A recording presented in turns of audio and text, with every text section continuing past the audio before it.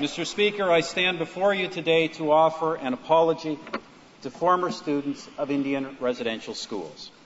The treatment of children in Indian residential schools is a sad chapter in our history.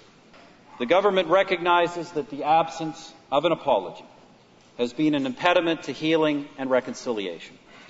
Therefore, on behalf of the Government of Canada and all Canadians, I stand before you in this chamber so vital, so central to our existence as a country, to apologize to Aboriginal peoples for the role the Government of Canada played in the Indian residential schools system. To the approximately 80,000 living former students and all family members and communities, the Government of Canada now recognizes that it was wrong to forcibly remove children from their homes, and we apologize for having done this. We now recognize that it was wrong to separate children from rich and vibrant cultures and traditions, that it created a void in many lives and communities, and we apologize for having done this. We now recognize that in separating children from their families, we undermine the ability of many to adequately parent their own children and sow the seeds for generations to follow. And we apologize for having done this.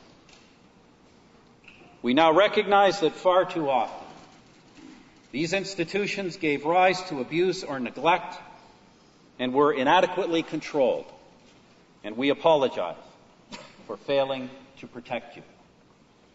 Not only did you suffer these abuses as children, but as you became parents, you were powerless to protect your own children from suffering the same experience.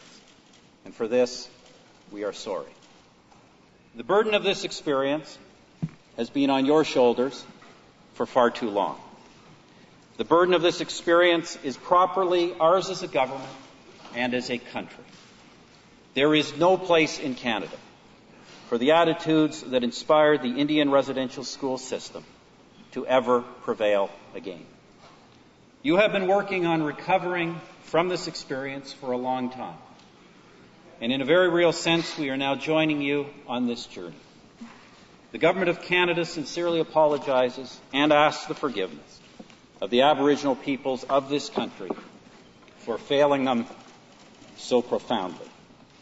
The cornerstone of the settlement agreement is the Indian Residential Schools Truth and Reconciliation Commission. This commission represents a unique opportunity to educate all Canadians on the Indian residential schools system.